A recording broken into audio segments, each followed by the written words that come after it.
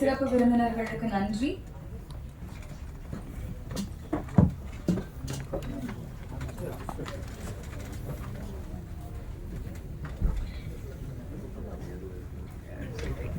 அடுத்தபடியாக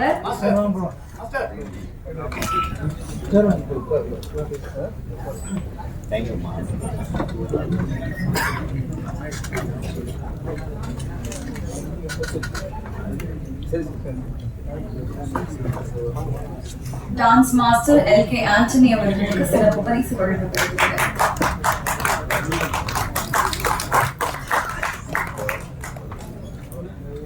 அடுத்தபடியாக 12 வருஷமா 40 ஷார்ட் ஃபிலிம்ஸ்க்கு மேல மியூசிக் டைரக்ட் பண்ணி எடிட்டிங், சவுண்ட் டிசைன், கிராஃபிக் டிசைனிங்னு எல்லா ஒர்க்கும் செஞ்சு இன்னைக்கு இந்த இரவு விழிகள் படத்துக்கு இசையமைச்சிருக்கக்கூடிய இசையமைப்பாளர் A.M. அசார் அவர்களை அன்போடு பேச அழைக்கிறேன்.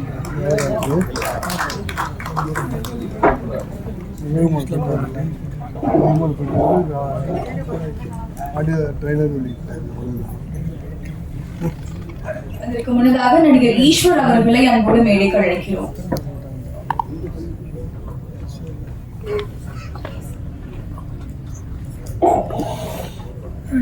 இங்கே வந்திருக்கிற ப்ரெஸ் மீடியா எல்லாருக்கும் நன்றி. இரவின் விழிகள் ஒரு நல்ல ஒரு சைக்கோ த்ரில்லர் ஜானரில் ஒரு அருமையான படமாக உருவாக்கப்பட்டிருக்கு. ரொம்ப சந்தோஷமாக இருக்குது. இந்த படம் வந்து ரொம்ப ரொம்ப வந்து ரிஸ்க் எடுத்தும் பண்ணியிருக்காங்க. ஏன்னா வந்து டைரக்டர் அவர் என்ன எதிர்பார்த்தாரோ ஆக்சுவலாக வந்து அது சிறப்பாக வந்திருக்கு. 5 பாட்டுமே வந்து நல்லா வந்திருக்கு. அவரோட டேஸ்ட்டு படத்தில் ஒவ்வொரு பாட்டுமே ஒரு ஜானரில் எக்ஸ்பெக்ட் பண்ணோம். அவர் எக்ஸ்பெக்ட் பண்ணது என்னவோ அது கிடச்சிருக்கு நான் நம்புகிறேன். பேக்ரவுண்ட் மியூசிக் வந்து ஒரு சீனுமே வந்து அவர் ஒரு சின்ன சின்ன விஷயங்களும் வந்து பார்த்து சொல்லுவார். அவர் என்ன நினைக்கிறாரோ அதை நான் கொடுத்துருக்கேன்.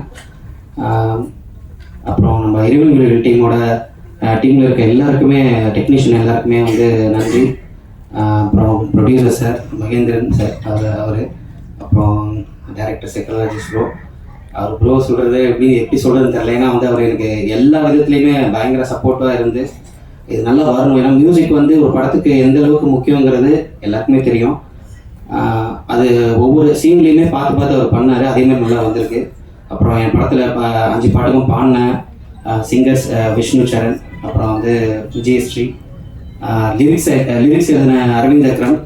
அவர் என்ன அந்த லிரிக்ஸ் வந்து ஒரு பாட்டுமே பார்த்து அவர் ஒரு தடவை அனுப்புனாருன்னா அதில் எந்த ஒரு கரெக்ஷனுமே இருக்காது. அவர் டைரக்டருமே அப்படி தான் அவர் சொல்லுவார். ஏன்னா அவ்வளோ பர்ஃபெக்டாக அவர் எழுதி கொடுத்தாரு. அதே மாதிரி பாட்டுமே நல்லா வந்துருந்துச்சு. அப்புறம் வேறு யார் மிஸ் பண்ணுறேன்னு தெரில. ஏன்னா எனக்கு ரொம்ப வருத்தமாக இருக்குது, பேசுகிறதே இல்லை இந்த ஸ்டேஜில் ஃபஸ்ட் டைம். ஸோ எல்லாருக்குமே நன்றி. இங்கே வந்திருக்கிற எல்லாருக்கும் இந்த படம் வந்து எல்லாத்தையும் போய் சேரணும்னு நான் வந்து நினைக்கிறேன்.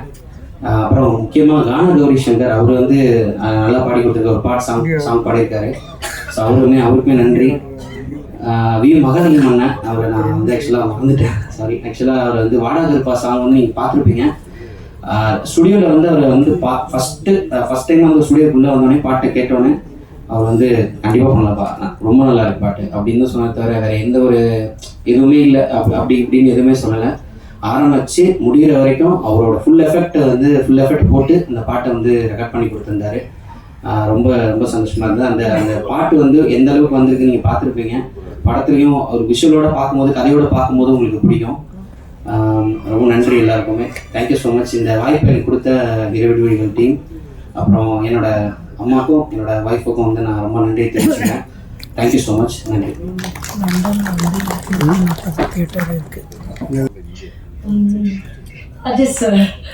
மிஸ்டர் பர்ஃபெக்ஷனிஸ்ட் அவங்களுக்கு எப்படின்னா ஒரு நிறைய ஐடியாஸ், ரொம்ப எப்பவுமே நிறைய தாட்ஸ் எல்லாமே வரும்.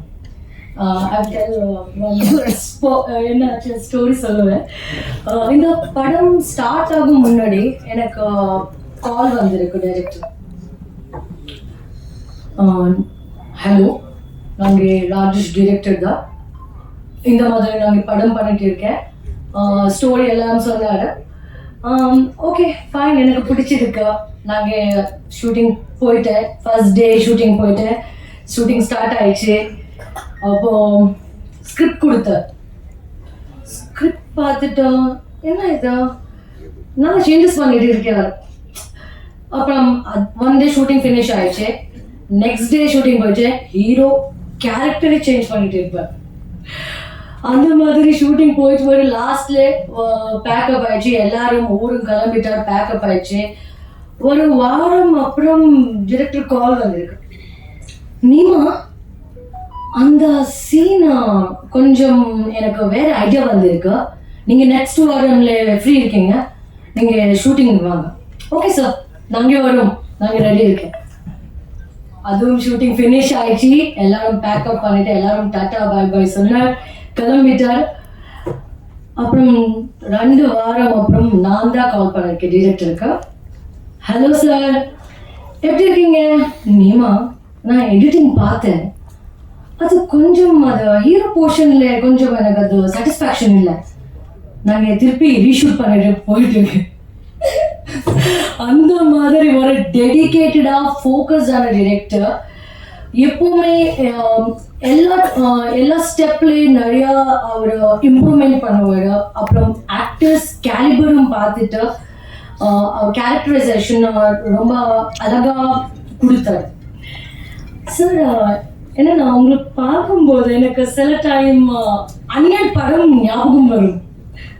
எப்படின்னா காலையில் நாங்கள் ஷூட்டிங் போகும் முன்னாடி நாங்கள் பார்த்தேன், ஹலோ சார் குட் மார்னிங் அம்பி மாதிரி, குட் மார்னிங் நீமா. அங்கே திடீர்னு நாங்கள் ஸ்பாட்டுக்கு போயிட்டு பார்த்தேன், சடனா அந்நியன் கேரக்டர் வந்திருக்கு, அவ்வளோ எனர்ஜி, அவ்வளோ லைக் ஏய் ரூபன் எங்கே ஆர்டிஸ்ட் கூப்பிடுங்க, மேக்கப் மேன் எங்கே மேக்கப் மேன் கூப்பிடுங்க, அந்த மாதிரி அவ்வளோ எனர்ஜி இருக்கு. ஸோ ஃபைனலி ஷூட் பேக்கப் ஆயிடுச்சு, லாஸ்ட் யார் வரும்? ஸோ ஃபைனலி கேரக்டர் வரும், ஃபைனலி ரொம்ப கேரக்டர் வரும். ஏய் சூப்பரா வந்திருக்கு, சூப்பரா அழகா வந்திருக்கு. அந்த மாதிரி ஒரு டெடிகேட்டட் ஆக்டர் தான், actor, director and versatile human being. Sir எனக்கு இந்த படத்திலே என் நம்பிக்கை வச்சிருக்கிறதுக்கு, அப்புறம் இந்த படத்தில் எனக்கு ஆப்பர்ச்சுனிட்டி கொடுத்ததுக்கு மிக்க நன்றி சொல்லுவேன்.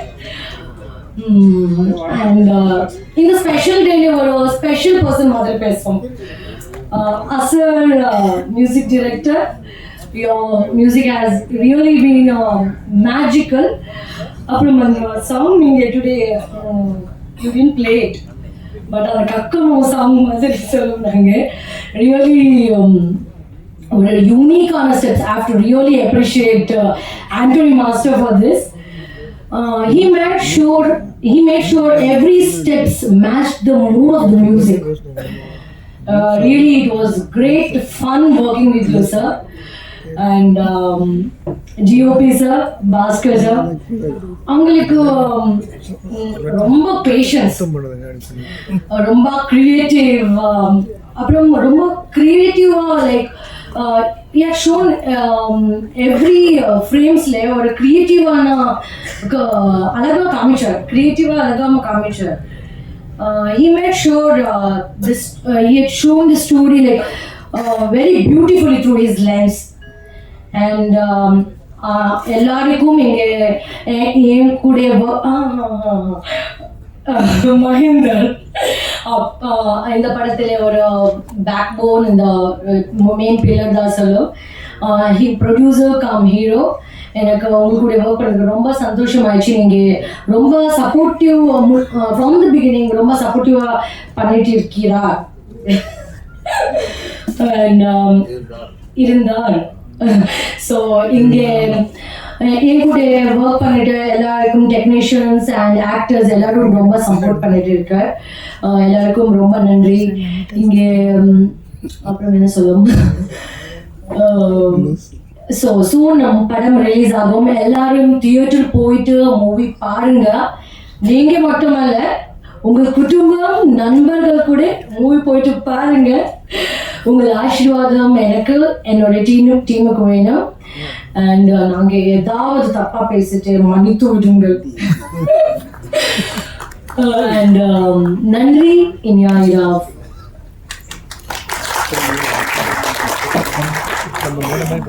Thank you ma'am. அடுத்தபடியாக இரவின் விழிகள் படத்துல ஒரு முக்கியமான கேரக்டர்ல நடிச்சிருக்கக்கூடிய மிக திறமையான நடிகர் ஈஸ்வர் அவர்களை ஒரு சில வார்த்தைகள் பேச அளிக்கிறோம்.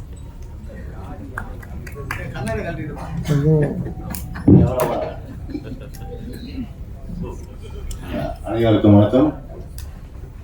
எனக்கு உயிர் கொடுத்த என் அம்மா அப்பாவுக்கு முதல் வணக்கம்.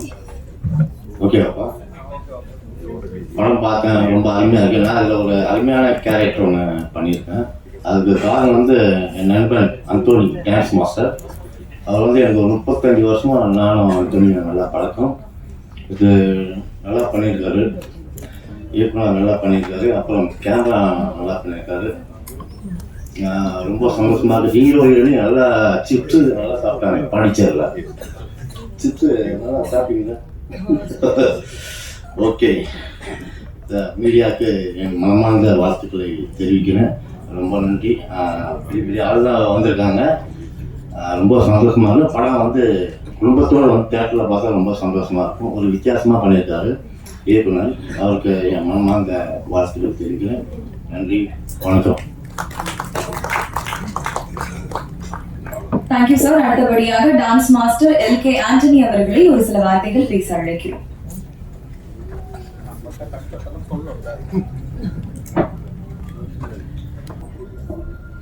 இந்த படத்தில் எனக்கு ஒரு சாங் தான் முதல்ல கொடுத்தாங்க. என்னை டைரக்டருக்கே எனக்கு பெருசாக அறிமுகம் இல்லை. ஃபைட் மாஸ்டர் சரவணன் அவர் அறிமுகப்படுத்தி வச்சார். ஒரு சாங் பண்ணேன், அது பிடிச்சி போயிட்டு அடுத்த சாங் கொடுத்தாங்க. அந்த சாங்கும் நல்லா பண்ணேன். இப்படியே 4 சாங்கும் நானே கோரியோகிராஃப் பண்ணுறதுக்கு எனக்கு வாய்ப்பு கொடுத்த இயக்குனர் ராஜேஷ் சார் அவர்களுக்கு ரொம்ப நன்றி.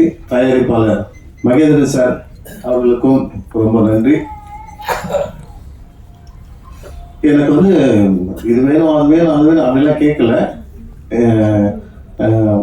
நான் கேட்கறதுக்கு முன்னாடி அவங்களே எல்லா வசதிகளும் செஞ்சு கொடுத்தாங்க. அதுக்காக தயாரிப்பாளருக்கு ரொம்ப ரொம்ப நன்றி சொல்கிறேன். அவரே கதாநாயகனாக நடித்தார். அவர் ஆட வைக்கிறதுக்கு எக்ஸ்ட்ரா சம்பளம் கொடுத்தாங்க. எனக்கு எக்ஸ்ட்ரா சம்பளம் கொடுத்தாங்க. அதுக்காக ரொம்ப நன்றி. பாருங்க, இப்போ பாருங்க, அவர் அப்படி சாதாரணமாக இருக்கும். ஸ்க்ரீனில் பாருங்க, செம்மையாக பர்ஃபார்ம் பண்ணியிருப்பார். உண்மையாக சொல்கிறேன், அந்த அளவுக்கு அவரை வேலை வாங்கியிருக்கோம். எனக்கு நிறைய ஒத்துழைப்பு கொடுத்தாரு. நான் என்ன சொன்னாலும் மாஸ்டர் சொல்லுங்க மாஸ்டர், செய்கிறேன் ஒரு 10 தடவை நான் கூட அவர் எனர்ஜி குறையாம பண்ணார். அவரை பண்ண வச்சாரு டைரக்டர். அந்த அளவுக்கு ஒரு குடும்பமாக இருந்தோம் நாங்கள். எப்படின்னா ஒரு டெக்னீஷியன் மாதிரி தனித்தனியாக அவங்க வந்தோமா வேலையை முடிச்சோமா அப்படி இல்லாமல் ஒரு குடும்பமாக இருந்து அழகாக அந்த படத்தை முடிச்சிருக்கோம். ஸோ நீங்கள் எல்லாரும் இந்த படத்தை பார்த்து வெற்றி படமாக ஆக்கணும்னு உங்கள் எல்லாரையும் வேண்டி கேட்டுக்குவேன். நன்றி, வணக்கம். Thank you sir. அடுத்தபடியாக கலைஞர் பிறந்த திருவாரூர்காரர், அரசியல் முழுநேர பணி, சிறு வயதிலேயே கவுன்சிலராக சேவை செய்து வருகிறார். சினிமா மீது கொண்ட ஆர்வத்தால் நடிப்பிலும் கவனம் செலுத்தி வருகிறார். இரவின் மொழிகள் மூலம் அறிமுகமாகும் நாயகன் மகேந்திரன் அவர்களை பேச அழைக்கிறேன். கதையை வந்து எனக்கு டைரக்டர் சொன்னார். சொல்லும்போது வேற ஒரு ப்ரொடக்ஷன் நான் நடிக்கிறதுக்கு தான் நல்லா கூப்பிட்டாரு.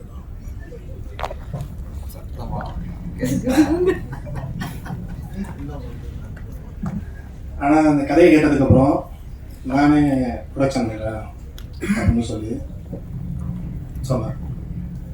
அதுக்கு ஒரு சரி பண்ணுங்க அப்படின்னு சொல்லி சொன்னார். அப்படிதான் இந்த கதையில் நடிக்கிறது. நான் ஹீரோவை பண்ண சொன்னார். நான் வேணாம் அப்படின்னு சொன்னேன். எனக்கு அதெல்லாம் வராது, நீங்கள் வேறு யாராவது போடுங்க அப்படின்னு. இல்லை நீங்கள் ப்ரொடியூஸ் பண்ணிவிட்டு நீங்களே நடிக்கலாம் அப்படி நீங்கள் நடித்தே ஆகணும் அப்படின்னு எனக்கு கட்டாயப்படுத்துங்க. அதுக்கு அவருக்கு எவ்வளோ நான் கஷ்டப்பட்டதை விட அவரு கஷ்டப்பட்டது தான் அதிகமாக.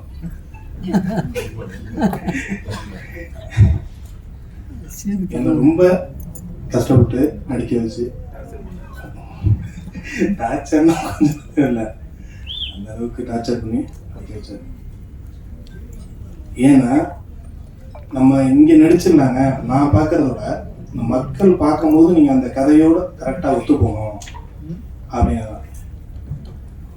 ஒரு சீனை 1 டேக்கு 2 டேக்லாம் இல்லை, 10 டேக்காக இருந்தாலும் விட மாட்டார்.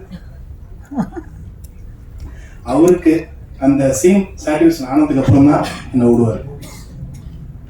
ஒரு நாள் காலையில் 6 மணிக்கு ஸ்டார்ட் ஆகி மதியானம் 12 மணி வரைக்கும் உள்ள காலை சாப்பாடு கூட சாப்பிடுவோம். அந்த மாதிரிலாம் ஷூட்டிங் முடிஞ்சு. இந்த படம் வந்து மக்களுக்காக ஒரு விழிப்புணர்வு படமாக இருக்குன்னா இந்த படம் எடுக்கப்பட்டது. இந்த படம் வந்து ஒரு விதையாக விதைக்கப்பட்டு அவர் என்கிட்ட சொல்ல முடிஞ்சிச்சு. அதுக்கப்புறம் என்னால் முடிஞ்ச அளவு அதை செடியாக்கிடுறேன். அதை நீங்கள்லாம் சேர்ந்து அதை மரமாக்கி அதில் கருத்துங்கிற பழமான சாப்பிட்றதுக்கு உறுதுணையாக இருக்கும்னு சொல்லிடுறேன்.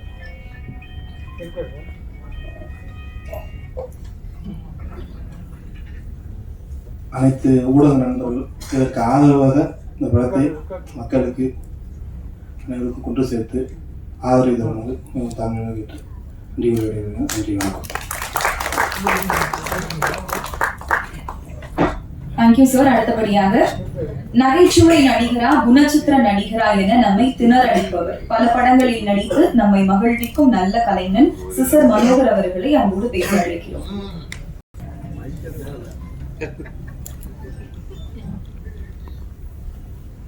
அந்தோணி மார்க்சுக்குள்ளேயே பார்த்தா இந்த படம் எனக்கு கிடைச்சிச்சு. இங்கே என்னை வளர்த்து விட்ட ஜாமான் எல்லாருமே உட்காந்துருக்காங்க. என்ன துளித்தந்த காலத்தில் முதல்ல ஒரு பக்கத்தில் இருந்த ஒரு ராம்சியார் பார்த்துருக்காங்க. என்னை வந்து ஒரு சாதாரண ஆஃபீஸ் பாயை ப்ரொடக்ஷனாக இருந்த என்ன இன்னைக்கு ஒரு 350 படம் 400 படம் வர காரணத்தை முதலாளியாக நீங்கள் முன்னாடி பார்த்துருக்கீங்க. நீங்கள் தான் என்னை வளர்த்து ஒரு சாதாரண பழனிசாமியாக இருந்த என்ன சிசர்மனாரை வளர்த்து இன்னைக்கு இந்த அளவுக்கு பெருசாக ஆகி கொண்டது நீங்கள் தான். இந்த படத்தில் ஒரு அருமையான கேரக்டர் அந்த ஒரு மனுஷன் மூலியமாக கிடைச்சி டைரக்டர் பேசினாங்க. ஒரு 25 நாள் வேணும்னு சொன்னாங்க. வெள்ளிமலை போனோம். டைரக்டர் இந்த மாதிரி எத்தனை படம் ஒர்க் பண்ணாங்கன்னு தெரியல. நம்ம சினிமாவில் எல்லாம் ஊறிட்டு தான் இருக்கு. நம்ம பார்க்காத வேலை இல்லை, அவ்வளோ வேலையை பார்த்து வந்துருக்கோம். கிட்டத்தட்ட ஒரு 24 படத்தை 15 நாளில் இதில் வந்து அதாவது உட்கார கிடையாது. ஒரு அருமையான கதை. இந்த இன்றைய காலகட்டத்துக்கு நிச்சயமா இந்த கதை வந்து மிகப்பெரிய லெவலுக்கு வரும். அதை கொண்டு சேர்க்க வேண்டிய பொறுப்பு உங்கள்கிட்ட இருக்கு. உங்க பாதை தொட்டு கேட்டிருக்கேன். அருமையான கதை. தயாரிப்பாளர் மகேந்திரன் ஹீரோ. ஒரு 5 மணி கரண்ட் அந்த ஏரியாவில் திரும்பி பார்த்தா கரண்டே இருக்காது. லாரியில் தண்ணி வாங்கி எல்லாம் முடிச்சுட்டு போய் இருட்டுக்குள்ள வருவோம். 5 மணிக்கு பார்த்தா அவர் காரில் பிளேட் எடுத்துட்டு இருப்பார். நான் ஏன்னா ப்ரொடக்ஷன்ல நான் பார்த்த வேலை, நான் வந்து வேலை பார்த்தா கிட்டத்தட்ட 100-150 படத்தில் நான் ப்ரொடக்ஷன் வச்சுருக்கேன். ஆஃபீஸ் பாயா எல்லா வேலை பார்த்தோம். அந்த வேலையை ஒரு ஹீரோ தயாரிப்பாளர் பார்த்தா நம்ம வந்து லாரியில் தண்ணி பிடிக்கல பிடிச்சிட்டு ரூம் எடுத்து போறா இவர் வந்து பிளேட் எடுத்து காரை வச்சுட்டு இருப்பார். இந்த படத்தில் வந்து ஒரு ப்ரொடியூசர் அவர் எத்தனை பெரிய ஆளு ஒரு படத்தையும் போட்டு இந்த படத்தை நடிச்சு அந்த ஸ்பாட்ல போய் இதைட்டு எந்த வேலையும் பாதிக்கூடாதாண்டி அவ்வளவு கஷ்டப்பட்டார் அந்த படத்துக்காண்டி. இயக்குனர்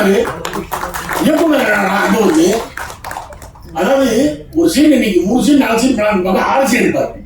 பாஸ் ரெடி ரூபன் கட்டிக்கிட்டே இருப்பார். நானும் சேரன் சார் அவரும் இதை விட மிகப்பெரிய ஆர்டிஸ்ட். டைரக்ட் பக்கமா இருக்கும். போறேன் பாரு. நிச்சயமா அது எங்களால் முடிஞ்சளவு பண்ணியிருக்கோம். அது காரணத்தா டைரக்டர் தான் சிக்கண்டாஜி சார். அருமையான இயக்குனர், அருமையான கதை. இந்த படத்தை நீங்க கொண்டு போய் சேர்த்து இந்த படத்தை மிகப்பெரிய வெற்றி படமாக்கணும். மகேந்திரனை நிச்சயமா பெரிய லெவலுக்கு வரணும். இந்த வேலை இந்த பாஸ்கர் சார் கேமரா பாருங்க, இந்த மாதிரி ஒண்ணுமே தெரியாம போய் உட்காந்துருக்காங்க. கொலையை அத்தையே விடுவார்.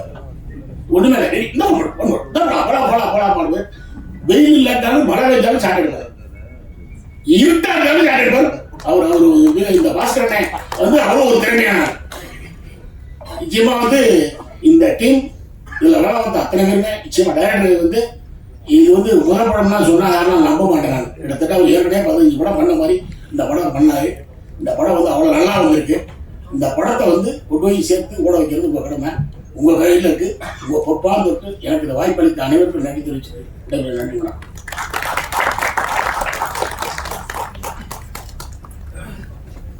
Thank you sir. அடுத்தபடியாக அதிக விளம்பரம் செய்து கொள்ளாமல் சிலருக்கு நல்லவைகளை செய்து வருபவர், திருக்குறள் முதற்கொண்டு மனப்பாடம் செய்து பேசும் தமிழ் ஆர்வம் மிக்கவர், தன்னை எப்போதும் ஃபிட்டாக வைத்துக் கொள்ளும் ஸ்போர்ட்ஸ் உமன், சமூகத்தை பற்றி நிறைய கவலை கொள்ளும் சமூக அக்கறை கொண்ட நடிகை கோமல் சர்மா அவர்களை அன்போடு பேச அழைக்கிறோம்.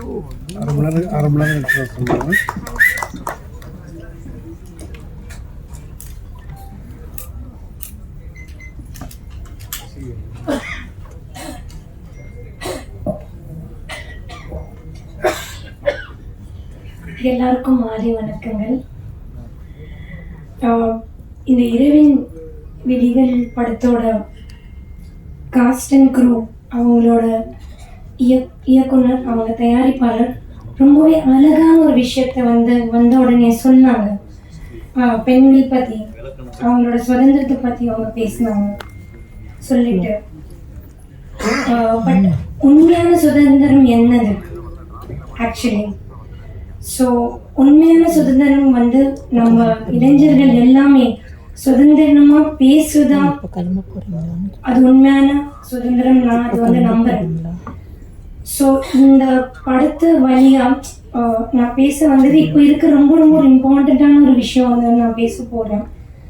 ஸோ இந்த விஷயம் நான் பேசுறது நம்மளோட இளைஞர்களுக்காக தான். ஸோ என்னோட உயிருக்கு மேலே இருக்கிற இளைஞர்கள் அவர்களே, உங்ககிட்ட நான் பேச வந்தது வந்து உங்கள் கண்களில் பார்க்குறது நான் இன்று மட்டும் இல்லை, உங்கள் கண்களை பார்க்குறது என் நாடோட எதிர்காலமே உங்கள் கண்களில் நான் பார்த்து கொள்கிறேன். உங்கள் இதயத்தில் இருக்கிற தீ வந்து நம்ம ஊரை மட்டும் வந்து வெளிச்சம் கொடுக்க வேண்டாம், இந்த உலகத்தை ஒரு வழிகாட்டியாக மாறணும். அதுதான் நீங்கள் இருக்கணும். அண்ட் நீங்கள் இந்த உலகத்தோட வரலாறை எடுத்து பார்த்தீங்கன்னா நம்ம இளைஞர்கள் தான் எல்லாம் புரட்சிக்கு வந்து தோளுக்கு தோல் நின்று இருக்காங்க. இப்போ நீங்கள் மகாத்மா காந்தியோட உப்பு சத்தியாகிரகத்தை பார்த்தீங்கன்னா அங்கே நின்றுவங்க தோளுக்கு தோல் நம்ம இளைஞர்கள் தான். அண்ட் நீங்கள் இந்தியாவோட சுதந்திரம் நீங்கள் பார்த்தீங்கன்னா அது வாங்கி கொடுத்ததே அந்த இளைஞர்கள் தான். விண்வெளி கனவை வந்து கம்ப்ளீட் பண்ணதே வந்து நம்ம இளைஞர்கள் தான். ஆனால் இன்னைக்கு அவங்களோட போர்க்களமே வந்து வேற. அவங்க ஆயுதம் வந்து துப்பாக்கியும் வாள் மட்டும் இல்லை, அவங்க ஆயுதம் வந்து ஒரு போஸ்ட்டு, ஒரு ட்வீட்டு, ஒரு ரீல்ஸ் தான்.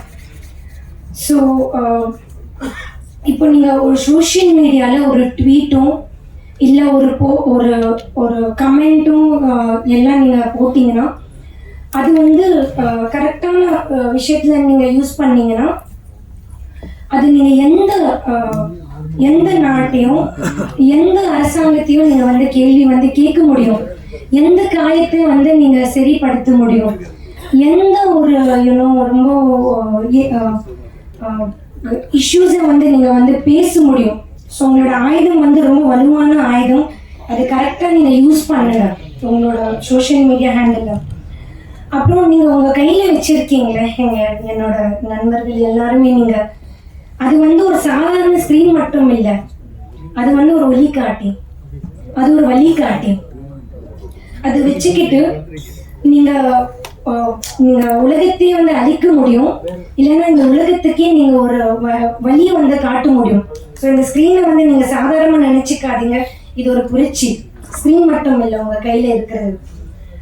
ஸோ என்னோட இளைஞர்கள், என்னோட நண்பர்களுக்கு நான் என்ன சொல்ல விரும்புகிறேன்னா, உங்கள் லைஃப்பில் வந்து நீங்கள் ஜஸ்ட் சாதாரணமாக ஸ்க்ரோல் பண்ணாதீங்க நண்பர்களே. நீங்கள் வந்து ஜஸ்ட் சிம்பிளி ஒரு லைக்ஸ் அண்ட் ஃபாலோவர்ஸ்க்காக உங்கள் வாழ்க்கையை வந்து நீங்கள் அழிச்சிடாதீங்க. உங்களோட குரல் இருக்குல்ல, அதை நீங்கள் ஒரு நாட்டுக்காக பயன்படுத்துங்க, ஒரு காட்டுக்காக நீங்கள் பயன்படுத்துங்க. ஒரு குரல் இல்லாத குழந்தைங்களுக்காக ஒரு குரலாக மாறுங்க. ஒரு ரொம்பவே ஏரியான இருக்க தாய்மார்களுக்கு ஒரு குரலா மாறுங்க. கொஞ்சம் கொஞ்சமா அழிஞ்சிட்டு இருக்கிற நதிகளுக்கு அது வந்து நீங்க யூஸ்ஃபுல்லா இருங்க. அண்ட் நீங்க என்ன நினைக்கிறீங்க, இன்ஃப்ளூயன்ஸ் வந்து ஃபேஷன் மட்டும்தான் ஒரு இன்ஃப்ளூயன்ஸா? இன்ஃப்ளூயன்ஸ் வந்து உங்க கருத்து, இன்ஃப்ளூயன்ஸ் வந்து உங்க குரல், இன்ஃப்ளூயன்ஸ் வந்து மற்றவங்களுக்கு காட்டுற கருணை. நீங்க எப்படி கருணை வந்து காட்ட முடியுது? நீங்க மற்ற மனிதர் மேல வச்சிட்டு இருக்கிற நேசமும் அவங்க மேல வச்சிட்டு இருக்க உறவு தான் உண்மையான இன்ஃப்ளூயன்ஸ் உங்களுக்கு. சும்மா இது நம்ம சோஷியல் மீடியால பார்க்குற இன்ஃப்ளூயன்ஸ் மட்டும் கிடையாது. அப்படி போயிட்டு நீங்க மற்றவங்க லைஃப்பை வந்து இன்ஃப்ளூயன்ஸ் பண்ணுங்க.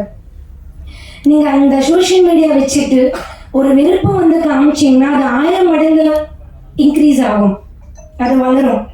அதே மாதிரி நீங்க ஒரு நம்பிக்கை காமிச்சிங்கன்னா அது 1000 வாட்டி வந்து வளரும். அதே மாதிரி துணிச்சல் காமிச்சிங்கன்னா அது 1000 வாட்டி மடங்கா போயிட்டு மற்றவங்களுக்கு உதவியா இருக்கும். அது யாராலையும் வந்து நீங்க நிப்பாட்ட முடியாது. ஸோ உங்களோட நாட்டோட எதிர்காலம் வந்து பாராளுமன்றமோ இல்லை ஒரு கார்ப்பரேட் நிறுவனங்கள் வந்து டிசைட் பண்ணலை, அவங்க வந்து தீர்மானிக்கல. அது எல்லாம் உங்க இளைஞர் கைகளில் தான் இருக்கு. உங்க கையில் வச்சுட்டு இருக்கிற ஃபோனும் சோஷியல் மீடியால தான் இருக்கு. ஸோ யாருமே இங்கே வந்து நாட்டோட ஃபேட்டை வந்து டிசைட் பண்ண முடியாது. ஸோ நாளை வந்து நம்ம எல்லாருமே ஒரு உலகம் வந்து திரும்பி பார்க்கும்போது எப்படி பார்க்க போறாங்கன்னா, தமிழ்நாடுல இருக்க இளைஞர்கள் ரொம்பவே கஷ்டப்பட்டு போராடி இந்தியாவோட தலையெழுத்தே வந்து மாத்திருக்காங்க. அப்படிதான் இந்த சோஷியல் மீடியாவை நீங்க யூஸ் பண்ணுங்க. ஸோ ஒரு நல்ல குரலை வந்து சோஷியல் மீடியால நல்ல குரலா வந்து மாத்துங்க சோஷியல் மீடியாவில். அண்ட் நீங்க வந்து ஒரு நல்ல உதாரணமா இருங்க. உங்க கமெண்ட்ஸை வந்து கரெக்டா நீங்க யூஸ் பண்ணுங்க. ஸோ நீங்க வந்து இப்போ இருக்கிற இளைஞர்களுக்கு வந்து வழி மட்டும் நீங்க காமிக்கல, வர ஜென்ரேஷன்ஸ்க்கும் நீங்க வழி காட்டியா இருப்பீங்கன்னு நான் நம்புறேன். ஸோ இந்த படத்தோட காஸ்ட் அண்ட் க்ரூக்கு என்னோட மனமார்ந்த வாழ்த்துக்கள். இந்த படம் பெருசா வெற்றி படட்டும். Thank you John sir for giving me this opportunity. Thank you ma'am. அடுத்தபடியாக, நம்மை நாமே புரிந்து கொண்டு தன் இணையையும் சரியாக புரிந்து கொண்டு நடப்பதுவே கணவன் மனைவியாக சிறந்த வாழ்க்கையை வாழ வழிவகுக்கும். தன்னையும் புரிந்து கொண்டு தன் இணையையும் புரிந்து கொண்டு இனிப்பான பயணத்தை மேற்கொள்பவர் நடிகை நமிதாவின் இணையர், நல்ல நடிகர், நல்ல உழைப்பாளி திரு வீரா அவர்களை இரவின் விழிகள் படக்குழுவினரை வாழ்த்தி பேச அழைக்கிறேன். ஃபர்ஸ்ட் ஆஃப் ஆல் நான் ரொம்ப ஷார்ட்டாக முடிச்சிடுறேன். இந்த படம் எடுத்த ப்ரொடியூசர் மகேந்திரன் அவர்களுக்கு ரொம்ப நன்றி. ஏன்னா வந்து நான் எப்பவுமே ப்ரொடியூசர் பாயிண்ட் ஆஃப் வியூ தான் பேசுவேன். ஏன்னா ஒரு ப்ரொடியூசர் இருந்தால் தான் ஒரு படம் வரும். ஸோ ப்ரொடியூசர் அப்படின்ற ஒருத்தர்னால தான் 100 பேருக்கு வேலை கிடைக்கும், 10,000 பேர் வந்து படம் பார்க்கலாம், 10 லட்சம் பேர் படம் பார்க்கறதுக்கான ஒரு வாய்ப்பு இருக்கும். So congratulations. அடுத்து வந்து இயக்குனர், டைரக்டர் இல்லாமல் எந்த படமும் வெளியில் வரப்போகிறது கிடையாது. ஸோ உதயகுமார் சார் வந்து மென்ஷன் பண்ணியிருந்தார் ஒரு ப்ராப்ளம், எஸ்பெஷலி அது நானும் ஒத்துக்கிறேன். ஏன்னா ரொம்ப நாளாக வந்து ஆல்மோஸ்ட் 6 months மோர் தென் மேபி மைண்டில் ரொம்ப டிஸ்டர்பிங்காக இருந்த தாட்டே இதுதான். நான் தமிழ் கிடையாது, I am born brought up in Andhra, but due to love of Tamil Nadu and Tamil culture, I shifted over here. ஆனால் அந்த டைமில் நான் என்ன யோசிச்சிருந்த ஒரு தாட் ப்ராசஸ் வந்து என்ன இருந்ததுன்னா, இங்கே மட்டும்தான் ரொம்ப அன்பா அண்ணா அனு கூப்பிடுவாங்க. இது வந்து இப்போ இல்லை, ரொம்ப பாஸ்ட்லேருந்து இருந்த கல்ச்சர். அப்போ Telugu industry separate, Tamil industry separate கிடையாது. அது ஒரு பாசத்தோட அண்ணா அக்கா அண்ணான்றது வந்து ரொம்ப பாசமாக இருந்தது. அதோட வேல்யூ, அதோட டெப்த் ஆஃப் ஆரிஜின் வந்து ரொம்ப ஸ்ட்ராங்காக இருந்துச்சு. இப்போ பார்த்தா எல்லாம் ப்ரோவாக மாறிடுச்சு. ஸோ இது எதுக்கு சொல்ல வரேன்னா, தமிழ்நாட்டில் வந்து கல்ச்சர் அண்ட் சினிமா வந்து ஒரு பாட்டாக இருந்தது. ஒரு உலக சினிமாவே பார்க்கக்கூடிய அளவுக்கு இருந்துச்சு. இப்போ என்னோட பாயிண்ட் ஆஃப் வியூவில் வந்து we are lagging. அதுக்கு ரீசன் யாருன்னு பார்த்தா நம்ம தான். ஏன்னா ஒரு சினிமாவுக்கு நான் தயாரிப்பாளராக இருக்கலாம், 2வது சினிமாவுக்கு நானும் ஒரு ஆடியன்ஸ் தான். ஸோ ஒரு ஆடியன்ஸ் மைண்ட் செட் இப்போ எப்படி இருக்குது அப்படின்றது எனக்கு புரியல.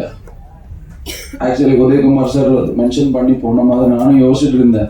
ஓகே, புஷ்பா மாதிரி மூவிஸ் வந்தால் தான் ஆடியன்ஸ் பார்ப்பாங்களா, இல்லை பாகுபலி மாதிரி வந்தால் தான் பார்ப்பாங்களா அப்படின்ட்டு.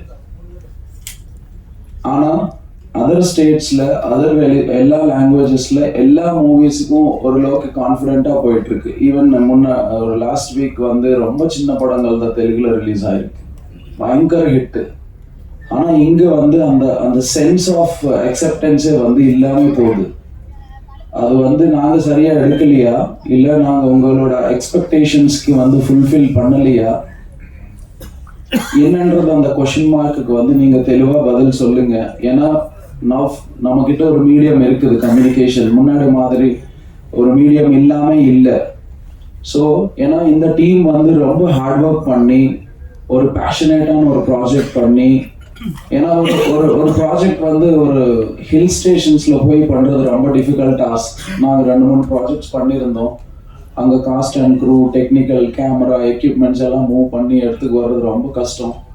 So I pledge all the audience of Tamil cinema, do come to theaters, வாங்க, பாருங்க, கொண்டாடுங்க, என்ஜாய் பண்ணுங்க. உங்களோட அன்பு, உங்களோட சப்போர்ட் கொடுத்தாதான் அடுத்த வந்து நம்மளால வந்து அடுத்த ஜெனரேஷன் எல்லாம் அப்கமிங் டைரக்டர்ஸ், ஆக்டர்ஸ் எல்லாருனாலையும் வந்து ஒரு வெற்றி படமான படங்கள் கொண்டு வர முடியும். So I wish all the best to this entire team, cost, editors, technicians, cameramen. All the best, wishing you good luck. நன்றி, வணக்கம். Thank you sir. எங்கள் அண்ணன் பேரரசு அண்ணன் நல்லா இருக்காங்க. நான் இதில் பேர் வந்துட்டேன். அண்ணன் வந்து எங்கள் ஊருக்காரு, அண்ணன் படத்தில் நடிச்சிருக்கேன். இன்னைக்கு விஜய் சார் இந்த லெவலுக்கு போகிறது காரணமே அண்ணன் தான், பேரரசு தான். அது வந்து திருப்பாதி படம் பார்த்துருப்பீங்க, சிவகாசி படம் பார்த்துருப்பீங்க. அது மாதிரி வந்து அதை சொல்ல மறந்துட்டேன். ஒன்று வச்சு என்னை மன்னிச்சிக்கிங்க.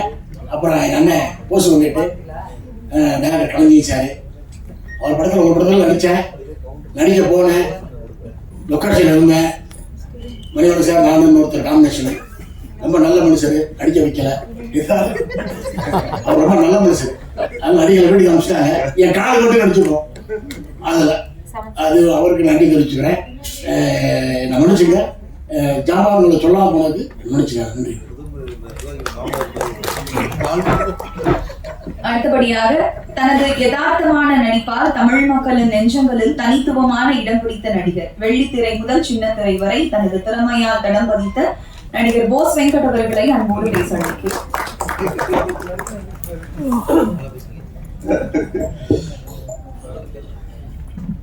வந்திருக்கக்கூடிய பத்திரிகை மீடியா, என்னுடைய அன்பை சகோதரர்கள் வணக்கம். இரவின் விழிகள் ஒரு பூமி விழிகள் மாதிரி பெரிய வெற்றி அடையணும். பெரிய சந்தோஷம். மகேந்திரன் ப்ரொடியூசர் இப்போதான் சொன்னார், எங்கள் கட்சிக்காரன் என்ன காலையிலேருந்து ரொம்ப ப்ரெஷர் போட்டு கூப்பிட்டாங்க. அப்பவே நினைச்சேன் அவனுக்கு ஏதோ கொடுத்துருக்கு அப்படின்ட்டு. நீங்க வந்தே ஆகணும்னு ஆரம்பிச்சிட்டாங்க. இதெல்லாம் பார்த்தாதுன்ட்டு நேற்று தானே முந்தானே சாரி இந்த சண்டே அன்னைக்கு நடிகர் சங்கம் பொதுக்குழு நடந்துச்சு. ஏன்னா அவர் ஓடி வந்து வரவேற்றாரு. நான் ஒரு யார் ஒரு நடிகர் சங்கத்தை வரவேற்கிறது டேரக்டர் உங்களுக்காக தான் நின்றுட்டு. அப்பதான் தெரிஞ்சிச்சு சார் இங்கே ஏதோ ஒரு பொலிட்டிக்கல் திங்ஸ் இருக்குன்னுட்டு. வாழ்த்துக்கள் மகேந்திரன், ஹீரோவாக நடிச்சிருக்கீங்க. வில்லனாவும் ட்ரை பண்ணிருக்கலாம், இல்லை வில்லன் கூட பண்ணியிருக்கலாம். ஒன்றும் வாய்ப்பு கட்டாயமாக இருக்கு. கலைஞர்ல நீங்க. ஆனால் ஆர்வி என்ன டக்குன்னு கிளம்பிட்டாங்க. நிறைய விஷயம் சொல்லிட்டு போனாங்க. அதில் அவர் ஒரு பாயிண்ட சொல்லிட்டு போனார் சினிமா அப்படின்ட்டு, ரிலீஸ் பற்றி. இப்போ ரிலீஸ் அப்படின்னு திமுக காரங்க டக்குன்னு திரும்பிடுவாங்க. நானே பேசியிருக்கேன் நிறையா. ரிலீஸ்னோடனே ஏன் அந்த பக்கம் திரும்புறாங்கன்னு எனக்கு தெரியல. அப்போ ஒருவேளை அவங்க ரெட்டி என்ன சொன்னாங்கன்னா, ஏன் ஏடிஎம்கே பீரியட்ல ரெட்டி படம் பண்ணலையா, அந்த 10 வருஷமா அவங்க படங்கள் பண்ணிட்டு தான் இருந்தாங்க. உடனே அந்த பக்கம் திரும்பிடுவாங்க. அதுக்கப்புறம் ரெட்டின் பண்ணாத படங்களே 1800-800 எடுத்துக்கிட்டு தான் இருக்காங்க. அந்த கம்பெனிஸும் நம்ம எல்லாருக்கும் தெரியதான் தெரியும். பட் இந்த பக்கம் திரும்ப பட் இது ஹேப்பன்ஸ், அது ஒன்றும் பண்ண முடியாது. ஆனால் பட் அதுக்குள்ள ஒரு உண்மை ஒன்று இருக்கு. அவங்க சொன்ன மாதிரி 12 படம் இப்பவும் தான் வருது. நமக்கே அதில் ஒரு சின்ன வருத்தம் இருக்கு. ஏன்னா நானும் இயக்குனர் ஆனதுனால எனக்கு அந்த வழியை புரிஞ்சுக்க முடியுது. சார் ரிலீஸ் ஆனப்போ 2 வாரம் படம் ஓடிட்டு இருந்தது. 253 தியேட்டர் ரிலீஸ் பண்ணணும்னு நினைக்கிறேன். நீங்கள் தான் சப்போர்ட் பண்ணீங்க. ஒரு 2வது வாரம் 180 சம்திங் போச்சு. ஆனால் 3வது வாரம் படம் இல்லை. அந்த பெயின் எனக்குமே இருக்கு. பட் அதுக்கு ரொம்ப பர்டிகுலராக இந்த நான் ஒன்றும் கேட்டேன், ஒரு 25 நாள் ஒரு போஸ்டர் விட்டுறதுக்கு ஒரு டைம் கொடுங்க, இல்லை ஒரு 50 நாள் விடுறதுக்கு ஒரு ஷோ ஸ்கேல் கொடுங்கன்னு கேட்டேன். பட் கொடுக்க முடியல. அது ஒரு காலத்தில் படத்தை 50 நாளோ 100 நாளோ ஓட்டுறதுக்கான ஒரு டைம் கொடுத்தாங்க இல்லையா, அந்த டைம் இப்போ கொடுக்கறது இல்லை. பட் அவங்கள குறை சொல்ற அதே சமயத்துல ஆடியன்ஸும் ஒரு படம் ரிலீஸ் ஆன ஒரு வாரத்துக்கு அப்புறம் என்ன பண்ணிடுறாங்கன்னா, அது இன்னொரு 1 வாரம் 10 நாள் ஓடிடியில வந்துருமே, இது எதுக்கு நம்ம வந்து தியேட்டர்ல பார்க்கணும் அப்படின்னு சொல்லும்போது ஒரு படத்தினுடைய ஆயுள் காலம் இப்ப ஈசல் மாதிரி 10 நாள் 12 நாள் மாறி போச்சு. ஸோ நம்ம அதை நம்ம அது மேலே கிளைமிங் பண்ணும்போது கூட கொஞ்சம் யோசிக்க வேண்டியது. கிளைமிங் ரைட் ஆகலாம், கிளைம் பண்ணுவோம். சார் சொன்ன மாதிரி கிளைம் பண்ணுவோம். 50 நாள் 60 நாள்னா சார் சொன்னாங்க 60 தேட்டர் எங்களுக்கு வரும், 60 தேட்டர் இன்னொருத்தருக்கு போவோம், 60 தேட்டர் இன்னொருத்தருக்கு போனால். ஸோ 50 தேட்டரோ 60 தேட்டரோ ஷோஸ் வந்து 3 ஷோவோ 2 ஷோவோ இருந்ததுன்னா 50 நாளோ 60 நாளோ இருந்தால் தான் ஆடியன்ஸ் அப்போ பார்க்க முடியும். அவங்களுக்கு அண்ணன் சொன்ன மாதிரி அந்த டாப் 10 ரைட், அந்த டாப் 10ல வந்து 1 2 3 4 சொல்றதுக்கே 5 6 வாரம் 7 வாரம் 8 வாரம் தான் எடுக்கும். இப்போ அது இல்லையே. படம் ரிலீஸ் ஆகுது, ரிலீஸ் ஆன 2வது ஷோலே எழுதிடுறாங்க. 3வது ஷோ வந்து நல்லா இருக்கு சுமாரா இருக்குன்னா கூட கூட்டம் கொடுது. 4வது ஷோ நல்லா இருக்குன்னு சொன்னா ஓகே, அடுத்த நாள் காலையிலேயே தியேட்டர் இல்லை, தூக்கிடுறாங்க. ஸோ இது பிஸ்னஸ் கம்ப்ளீட்டா கன்வெர்ட் ஆயிடுச்சு, கம்ப்ளீட்டா மாறிடுச்சு.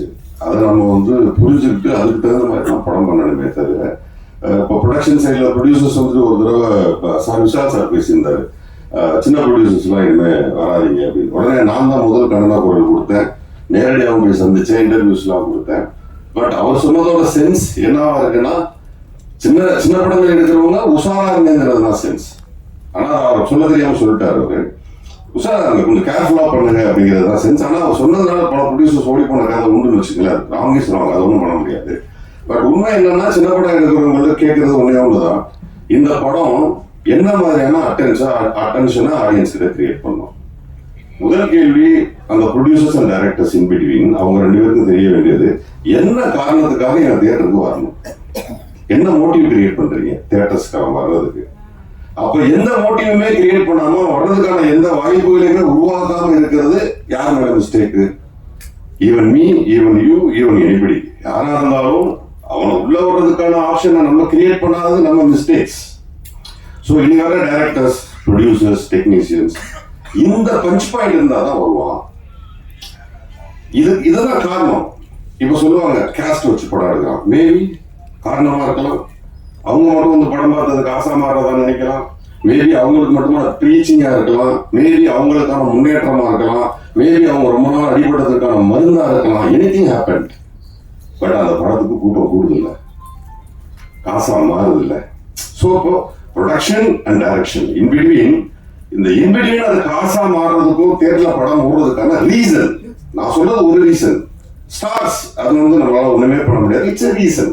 ஸ்டார்ஸ் வந்து கம்ப்ளீட்லி ரீசன். அவங்க வர்றது ஈவன் இப்போ விமர்சனம் வச்சு நான் படம் பண்ணும்போது ஒரு முதல் நாள் 2வது நாள் 3வது நாள் வந்து தியேட்டர்ல 3/4 ஆடியன்ஸ் உட்கார்ந்தது நாட்டு போஸ்ட் எங்களுக்கு வரல, அதான் இசையமைப்பாளருக்கு வரல, ப்ரொடக்ஷன் எடிட்டர் யாருக்குமே வரல, விமர்சகருக்கு தான் வந்தாங்க.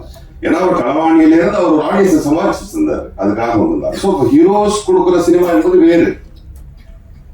ஸோ சினிமா எடுக்க வர்றவங்க ஈவன் இப்ப இந்த படத்துல இதையும் சேர்த்து சொல்லியிருந்தோம்.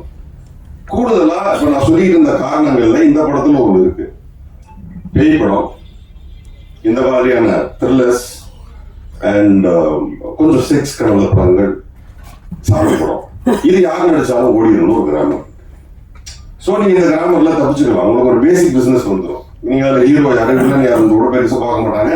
வியாபாரிகள் வந்து கேட்க போகும்போதே அதான் கேட்கறாங்க, எத்தனை சாங் இருக்கா, 5 சாங் இருக்கா, 2 ஃபைட் இருக்கா, இது என்ன காரணம், என்ன ஜானர் படம், த்ரில்லர்னா உள்ள எல்லாம் என்னன்னு போய் நோண்டி பாக்குறது இல்லை. அதுக்கு ஒரு பேசிக் பிசினஸ் இருக்கிறதா நினைக்கிறாங்க. என்னன்னா நமக்கு தெரியும் என்ன படம்னுட்டு, ஹிந்தியில தெரியாது, அங்கே ஒரு 10-12 லட்சம் ரூபாய் படத்தை வித்துருவாங்க, கர்நாடகாவில் தெரியாது, ஒரு 10-12 லட்சம் ரூபாய்க்கு வித்துருவாங்க. இந்த மாதிரி பல்வேறு விதமான மொழிகள்லாம் விற்கிறாங்க. விற்கும் போது ஒரு 25 ரூபா 30 ரூபா 50 ரூபா ஒரு பேசிக் பிசினஸ் ஃபிக்ஸ் பண்றாங்க. இப்படி ஏதோ ஒரு ஆச்சு வரும். ஆனா நிறைய பேர் என்ன பண்றாங்கன்னா, இந்த பிள்ளைங்க வந்து வீட்டுல படம் வரையும், ஒரு ஆர்டிஸ்ட் ஒருத்தனை படம் வரைஞ்சா அப்படியே அச்சசலா வரைவான், ஊரே சொல்லுவோம் என்ன பிரமாதமா வரைஞ்சிருக்கீங்க, அது உண்மை. ஆனா வீட்டுல ஒரு குழந்தை தப்பாக்கி இருக்கும். அப்ப அம்மா சொன்னேன் என்ன பிரமாதமா வரைஞ்சிருக்கேன்னு. அந்த மாதிரி நமக்கு நாமே படம் எடுத்து நல்லா இருக்கு நம்ம சொல்லிக்கிறோமே தவிர ஊரு சொல்லணும் அது நல்லா இருக்குங்க. அப்பதான் அந்த படம் ஓடும். அப்புறம் நான் படம் எடுத்த ஓடல, நான் என்னையும் சேர்த்தா சொல்றேன், நான் படம் எடுத்த ஓடலன்னா படம் நல்லா இருந்தா தான் ஓடும். இப்ப படம் நல்ல படம் என்பது வேறு.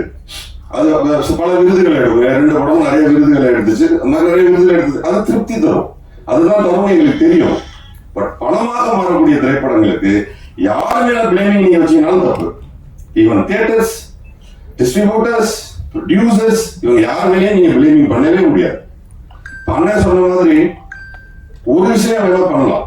எனக்கு அது கொஞ்சம் வருத்தமான விஷயமும் கூட சமீபத்தில் கூட நடந்துச்சு. ஒரு ஸ்டாரோட படம் வருது, உடனே அந்த சமயத்துல வெளியாக இருந்த சின்ன படங்களை பூரா எல்லாம் பின்வாங்கிறத நான் பார்த்தேன். அந்த தேட்டர்ல படம் வருதுன்னு சொல்லிட்டு முதல் நாள் போஸ்டர்ல வருது, பேப்பர்ஸ்ல வருது, ஒரு 10 நாள் பப்ளிசிட்டி பண்றாங்க. அந்த இல்ல பெரிய படம் வருது, ஏன் பின்வாங்குறீங்க? ஏன் பெரிய படம் தோத்தது இல்லையா? பெரிய படம் தூக்குது. சின்ன படங்களை அதிகமா தூக்குறது பெரிய படங்கள் தான். அவங்களுக்கு தான் பாதிப்பு அதிகம். ஏன் விட்டு கொடுக்குறீங்க? போராட வேண்டியதானே, படத்தை ரிலீஸ் பண்ண வேண்டியதானே. அதே படத்தை நீங்க லேட்டா ரிலீஸ் பண்ணி ஓன படம் லிஸ்டே நான் சொல்லுவேன், நீங்க அன்னைக்கே ரிலீஸ் பண்ணி இருந்திருக்கலாமே. அப்ப என்ன ஆகுதுன்னா அவங்கள பயந்துட்டு நீங்க வெளியில வரும்போது சார் சொன்ன மாதிரி 150 தேட்டர் 100 தேட்டர் 100 ஷோஸ் 200 ஷோஸ் சொல்லிட்டு அந்த ஷோஸ் எல்லாமே அவங்களுக்கு போகுது. தே பிளே, அவங்க நல்லா விளையாடுறாங்க. ஏன்னா களத்தை நீங்க தான் கொடுத்தீங்க. எதுக்கு களத்தை கொடுக்குறீங்க? நான் ஏற்கனவே ஆக்சுவலா இப்போ வந்து ப்ரொடியூசர் கவுன்சில் எல்லாம் சேர்ந்து பேசியிருக்காங்க. டிஸ்ட்ரிபியூட்டர் கவுன்சில் எல்லாமே வந்துட்டு துணை முதல்வர்கிட்ட பேசியிருக்காங்க. டிக்கெட் நிர்ணயம் நீங்களே பாத்துக்கோங்க, கவர்மெண்டே இதை போய் பண்ணலாம்ட்டு. இதை நான் கிட்டத்தட்ட 2 மாதங்களுக்கு முன்பு நான் பேசியிருக்கேன். நான் என்ன கேட்கிறேன், முழு அதிகாரமும் யார்கிட்ட இருக்கு? பணம் போட்ட ப்ரொடியூசர்ஸ் கிட்ட இருக்கு. ஆனா நீங்க என்ன பண்றீங்க? 2 கோடி ரூபாய் 3 கோடி ரூபாய் சொத்து தானே ஒரு திரைப்படம். 10 கோடி இருந்தா 10 கோடி ரூபாய் சொத்து தானே உங்க திரைப்படம். உங்க சொத்தை கொண்டு யாரையா கொடுப்பீங்களா? உங்க நிலத்தை யாரையா கொண்டு கொடுப்பீங்களா? யார் பேர்ல எழுதி வைப்பீங்களா? உங்க வீட்டை யார் பேர்ல எழுதி வைப்பீங்களா? பணத்தை மட்டும் ஏன் இன்னொருத்தர் பேர்ல எழுதி வைக்கிறீங்க? என்ன பயம் உங்களுக்கு? என்ன பயம்? படம் எடுக்கிறவங்க 10 கோடி ரூபாய் போட்டு படம் எடுக்கக்கூடிய தைரியம் இருக்கு உங்களுக்கு. தியேட்டரை பிடிச்ச படம் ரிலீஸ் பண்ண தெரியாதா? அப்ப நீங்க பிசினஸ் கத்துக்காம வந்திருக்கீங்க உள்ள. பிசினஸ் தெரிஞ்சுக்கிடுவாங்க. 10 கோடி 15 கோடி 5 கோடி 8 கோடி 3 கோடி என்ன வேணா போடுங்க, வாங்க. ஒரு படம் எடுக்கிறாரா அசிஸ்டன்ட் ஒர்க் பண்ணுங்க, ப்ரொடக்ஷன் பண்றாரா அவரோட ப்ரொடக்ஷன் ஒர்க் பண்ணுங்க, டிஸ்ட்ரிபியூஷன்ல கத்துக்கங்க, அப்புறம் வாங்க சினிமாவுக்கு. அவர் தோத்து போயிட்டு அழுகிறதுல எந்த பிரயோஜனமும் கிடையாது. கத்துக்கங்க. எனக்கு ஆசையா இருக்கு, டிஸ்ட்ரிபியூஷன் கத்துக்க போறேன், பண்ண போறேன், சீக்கிரமே பண்ணுவேன். தோக்குறோம்னு சீக்கிரமே பண்ணணும். டிஸ்ட்ரிபியூஷன்ல தான் பிரச்சனை வந்து நின்றுது கடைசியா. அதை யார்கிட்டயாவது கொடுக்க வேண்டியிருக்கு. நம்ம அவ்வளவு சிரமப்பட்டு ஒரு படத்தை யாரும் கொடுத்துட்டு கெஞ்ச வேண்டியிருக்கு. ஏன் கெஞ்சணும்? இனி வரும் காலங்கள்ல ப்ரொடக்ஷன் பண்றவங்க படத்தை எடுத்துட்டு நீங்களே ரிலீஸ் பண்ணுங்க. ஏன் யாருக்கு முன்னாடி ஓடுறீங்க? அப்புறம் திமுக பண்ணுச்சு, அதிமுக பண்ணுச்சு, அவர் யாரெல்லாம் இங்க பண்ணல. உங்க பயம் உங்க கண்ணுக்கு முன்னாடி நிக்கிறதெல்லாம் பூர்வமா மாதிரி இருக்கு. பயப்படாம படம் பண்ணுங்க, செய்யுங்க. இந்த திரைப்பட வெற்றியிலே வாழ்த்துக்கள். தோழர்கள் அனைவருக்கும் மாலை வணக்கம்.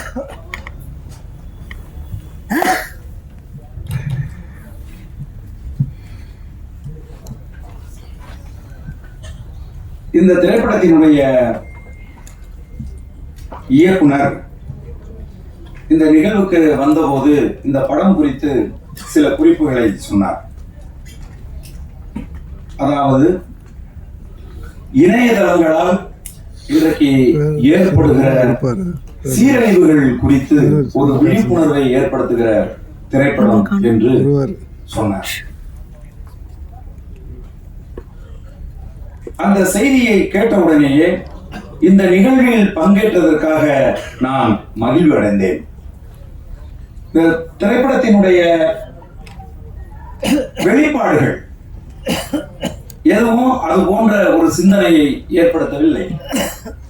ஒரு ஹாரர் மூவி மாதிரி தான் ஒரு ஃபீல் வந்து இருந்தது. அது ஹாரர் மூவியாக இருந்தாலும் கூட அந்த திரைப்படம் சொல்லுகிற செய்தி என்பது இன்றைக்கு சமூகத்தை சீரழித்துக் கொண்டிருக்கிற, மிக மோசமான விளைவுகளை ஏற்படுத்திக் கொண்டிருக்கிற ஒரு ஒரு செய்தி குறித்த விழிப்புணர்வை இந்த திரைப்படத்தினுடைய இயக்குனர் ஏற்படுத்தி இருக்கிறார், அதற்காக ஒரு படைப்பை உருவாக்கி இருக்கிறார் என்பது போற்றுதலுக்குரிய ஒரு விஷயம்.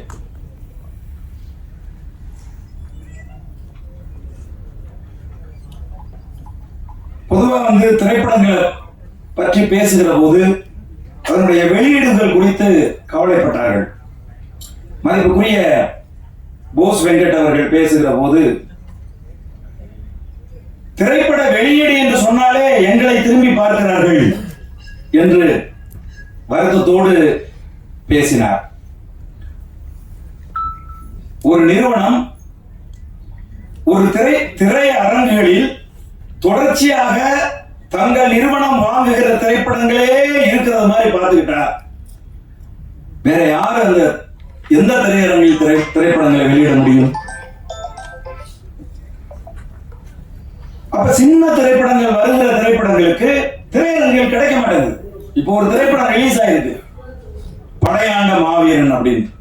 படம் பார்த்தவர்கள் எல்லோருமே சொல்கிறார்கள், ரொம்ப நல்லா இருக்கு இந்த படம், வசனங்கள் மிக சிறப்பாக இருக்கிறது, தமிழ் சமூகத்தினுடைய ஓர்மை பற்றி பேசுகிற ஒரு அருமையான திரைப்படம் அப்படின்னு படத்தை பார்த்தவர்கள் எல்லோரும் சொல்லுகிறார்கள். படம் எங்க ஓடுது?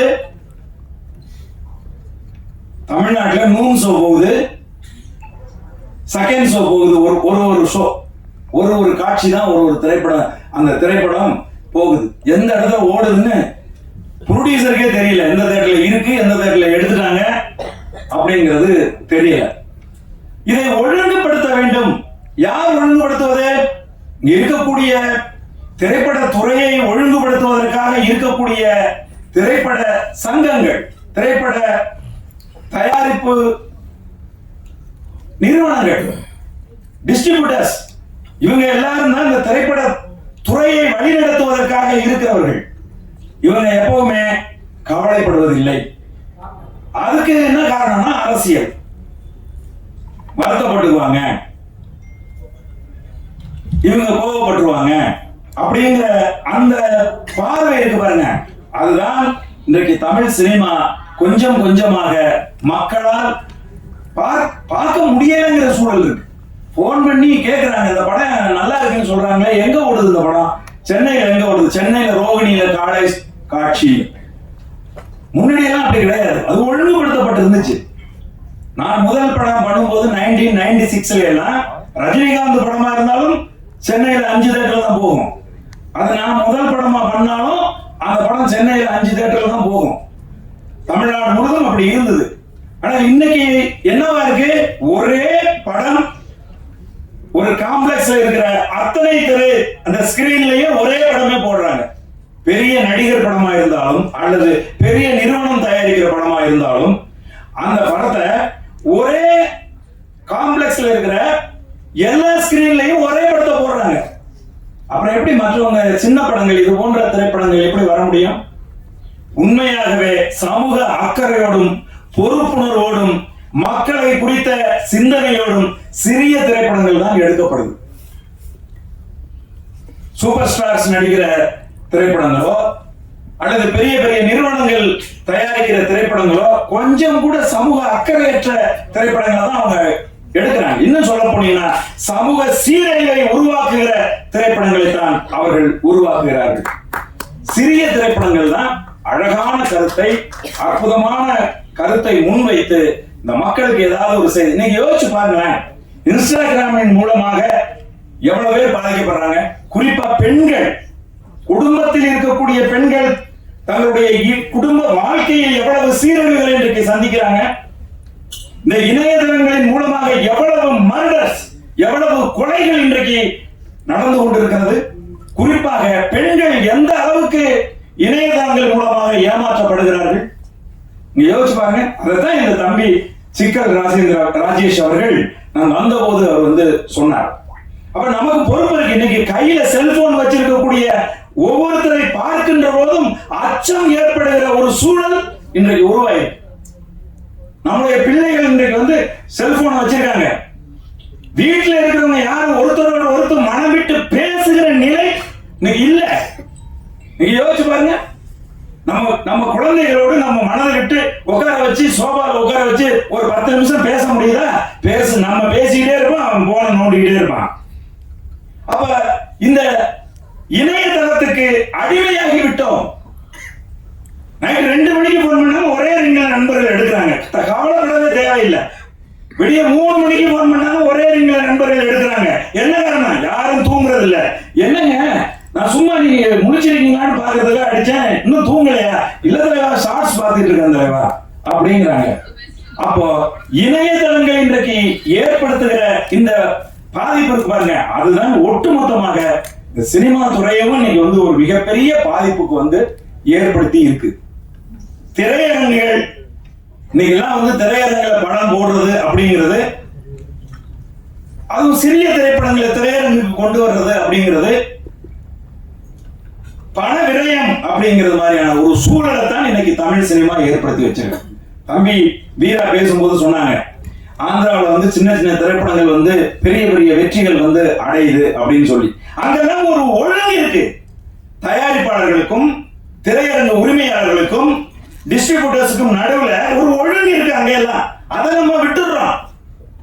விட்டுட்டு தமிழ் சினிமா ஒழுங்கா இல்லைன்னா எப்படி ஒழுங்கு வரும் சொல்லுங்க பாப்பா. எத்தனையோ முறை இயக்குநர்கள் சங்கத்தில் இருந்து சென்று பேசியிருக்காங்க. இதை வந்து ஒரு ஒழுங்கு கொண்டு வரணும். சின்ன திரைப்படங்களை வந்து ரிலீஸ் பண்றதுக்கு ஒரு ஒரு ஒரு ஒதுக்கீடு செய்யணும். ஒரு பெரிய படம் வந்துச்சுன்னா ஒரு 10 சிறிய படங்களை ரிலீஸ் பண்ணணும்னு சொல்லி கவலைப்படுறது எங்களுடைய இயக்குனர் சங்கம் தான் கவலைப்படுது. ஒவ்வொரு முறையும் அதை எடுத்துட்டு போய் அவங்க பேச்சுவார்த்தை நடத்துறாங்க. ஆனால் அதை நடைமுறைப்படுத்த வேண்டியவர்கள் அதை நடைமுறைப்படுத்த மாட்டேங்கிறாங்க. இது போன்ற திரைப்படங்கள் நிறைய வரணும். இந்த தம்பி மகேந்திரன் வந்து எந்த நம்பிக்கையில், எந்த துணிச்சலில் பணத்தை வந்து இன்வெஸ்ட் பண்றது சொல்லுங்க. இன்வெஸ்ட் பண்ண பணத்தை ஒரு பெட்டி கடைக்காரர் ஒரு 10,000 ரூபாய் இன்வெஸ்ட் பண்ணி ஒரு பெட்டி கடை வச்சா அதுல இருந்து ஒரு 5,000 ரூபாய் நம்ம சம்பாதிச்சிடலாங்கிற நம்பிக்கை இருக்கு. கண்ணுக்கு முன்னாடி அந்த பொருள் இருக்கு. ஆனால் சினிமாவில் இன்வெஸ்ட் பண்ண வர்ற ஒரு தயாரிப்பாளருக்கு இன்றைக்கு நம்பிக்கையை இழக்கிற ஒரு சூழ்நிலை தான் இன்றைக்கு வந்து உருவாகி இருக்கு.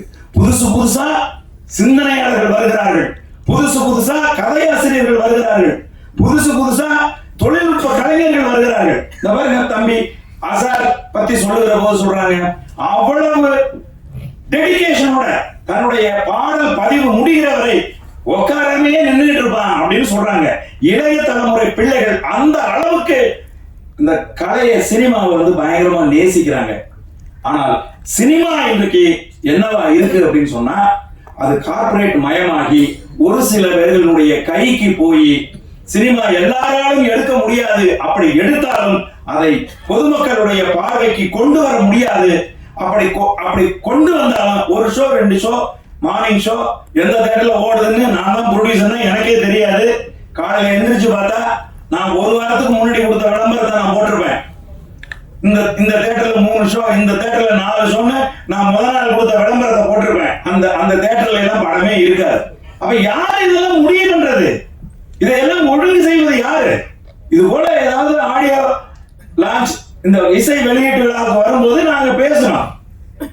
ஆனால் இவற்றை ஒழுங்கு செய்ய வேண்டியவர்கள் முறையாக கவனித்து உட்கார்ந்து பேசி நேர்படுத்தினால்தான் சினிமா வந்து சரியாக இருக்கும்.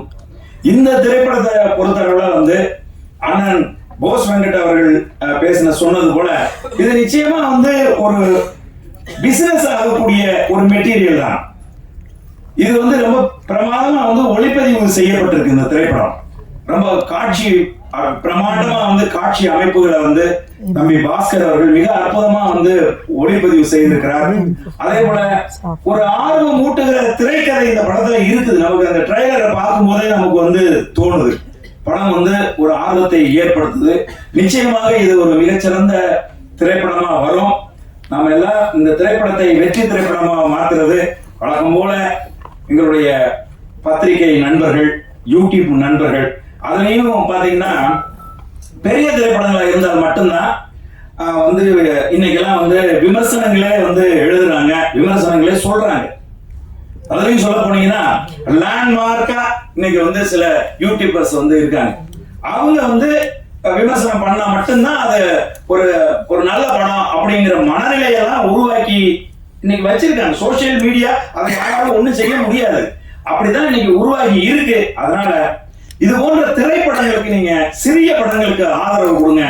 என்னைக்காவது ஒரு நாள் தான் இந்த கதாநாயகர்களோட படங்கள் வரும். ஆனால் சிறிய திரைப்படங்கள் தொடர்ச்சியாக வந்துகிட்டே இருக்கும். அப்ப நம்ம யார் பக்கம் நிக்கணும்? என்னைக்காவது ஒரு தடவை வரப்போற வருஷத்துக்கு ஒரு தடவை ஒரு ஹீரோ ஒரு படம் நடிக்கிறாரு. ஆனால் சிறிய திரைப்படங்கள் தொடர்ந்து மாசம் மாசம் மாசம் தொடர்ந்து வந்துகிட்டே இருக்கு. இந்த திரைப்படங்களை நம்ம ஊக்குவிக்கணும். அந்த சரியான திரைப்படங்களை மக்களுக்கு எடுத்து சொல்லணும். அவங்க மக்களை நீங்க திரையரங்குக்கு வர வைக்கிற பெரும் பணி மீடியா கையில தான் இருக்கு. இந்த திரைப்படம் இரவின் விழிகளை நாங்கள் உங்களிடம் ஒப்படைத்து விடைபெறுகிறேன். நன்றி, வணக்கம்.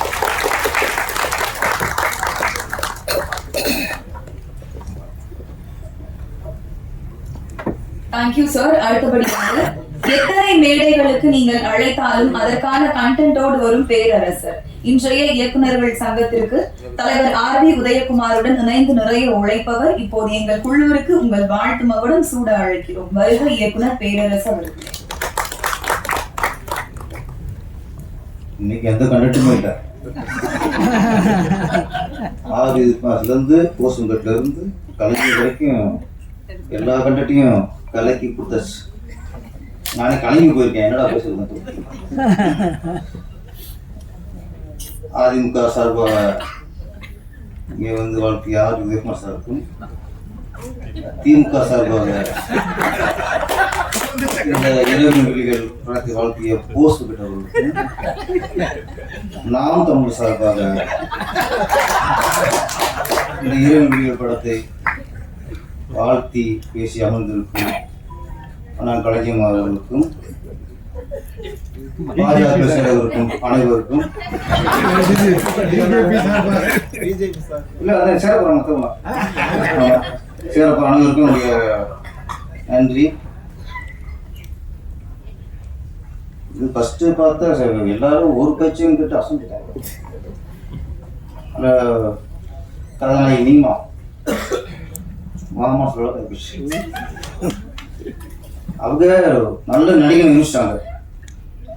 அவங்க டேரக்டர் மாதிரி மிமிக்ரி அவர் எப்படி பேசுவாரோ அதே மாதிரி மிமிக்ரி பண்ணாங்க பாருங்க. அங்கேயே சொல்றது நடிகை ஆயிட்டாங்க. ஆனால் மிமிக்ரி பண்றீங்க. அடுத்து கோமல் சர்மா அவங்க அரசியல் தலைவர்கள் பேசுகிற பேச்செல்லாம் பேசியிருக்காங்க. கலைஞர் சார் சீமானன் பேசுறது அவங்க பேசிட்டாங்க. சோசியல் மீடியா எந்த அளவுக்கு கேவலமாக இருக்கு, எதாவது தப்பாக யூஸ் பண்ணுறாங்க, அது எப்படி சரியாக யூஸ் பண்ணணும். உண்மையிலேயே ஒரு சினிமா விழாவில் வந்து ஒரு சமூகத்துக்கு தேவையான விஷயத்த சொல்லிட்டாங்க. நன்றி.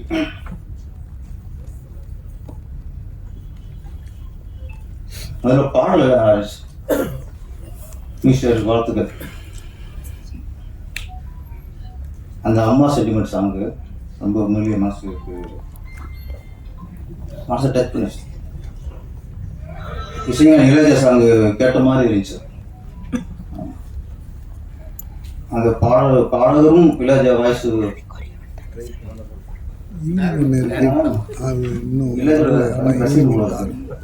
ஆமா நல்லா இருக்கு. இசைஞானி பாடுற மாதிரி இருந்துச்சு. நல்லா ஃபீல் நல்லா இருந்துச்சு. அப்புறம் அவங்க நீங்க பாடின பாட்டு போடலை, அதை போட்டுக்கணும். செக்ஸியா இருந்துச்சு. உதயகுமார் சார் ஃபீல் பண்ணாரு, இது இந்த பக்கம் இருக்கிறாரு. ஆமா சார் அது போடல இருந்தாரு. அது விட்டாங்க சார். நான் கிளம்பிட்டேன். ஃபர்ஸ்ட் பேச போன காரணமே அவ எதிர்பார்த்தது இல்லை இங்க. அதனால கிளம்பிட்டாரு. நல்லா இருந்துச்சு சாங்.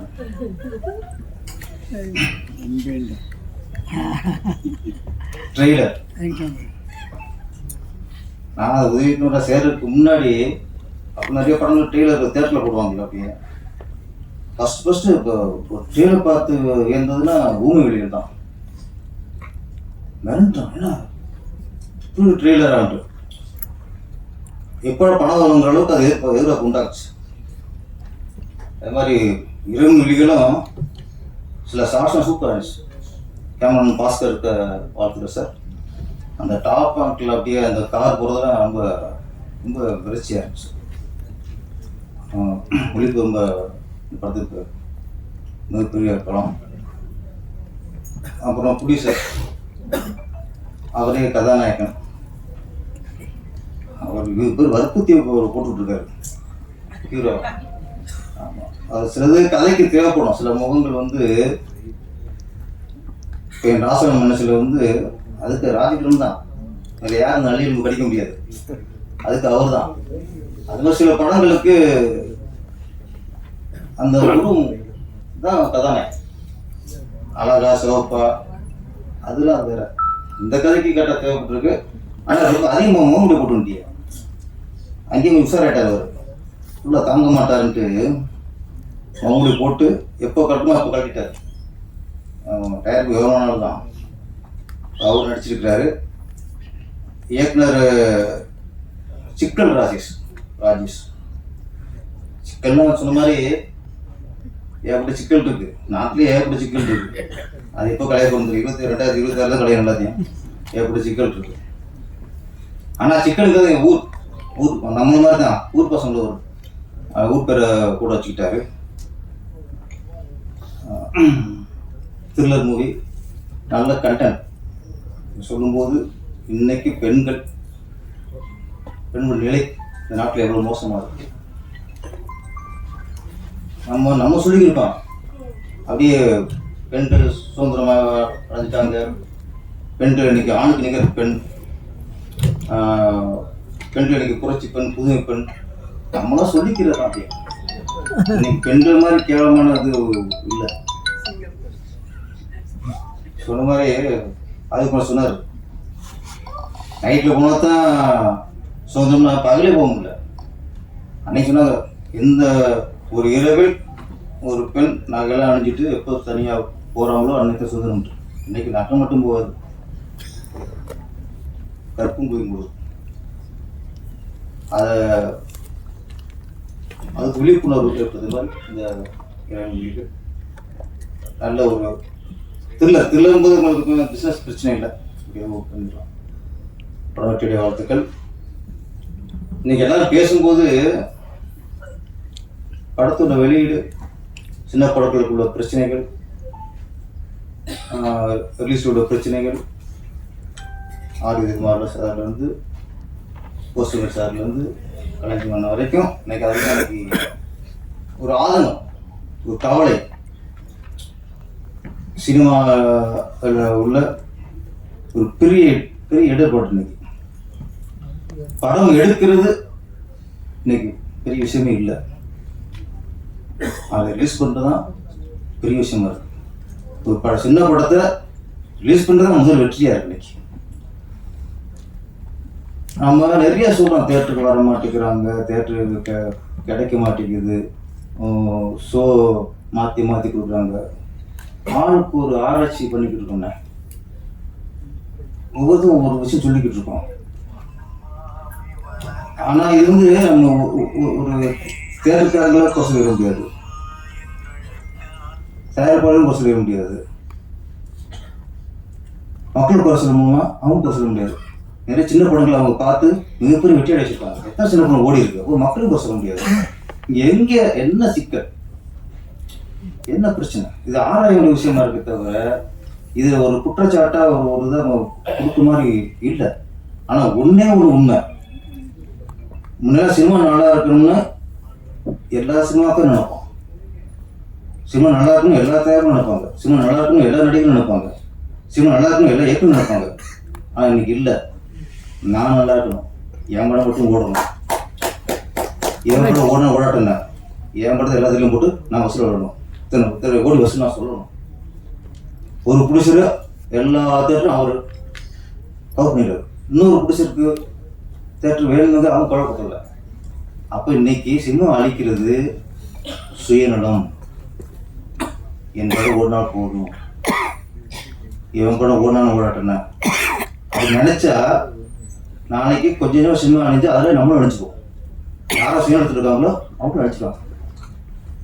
இதுக்கு ஒரு பொது பார்வை வேணும்.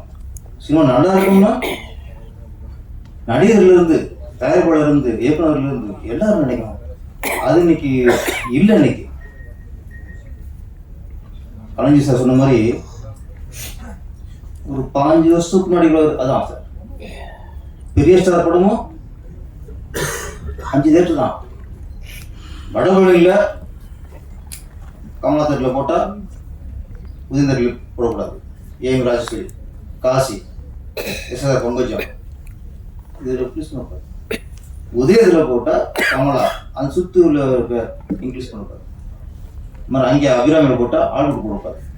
தேவியில் போட்டால் இங்கே சத்தியம் போடக்கூடாது. ஒரு கட்டுப்பாடு ஒரு ஒழுங்கு இருந்துச்சு. இப்போ பெரிய பண்ணும்போது சென்னையில் எத்தனை தேட்டர் இருக்கோ அத்தனை தேட்டரும் அவங்க படம் தான்.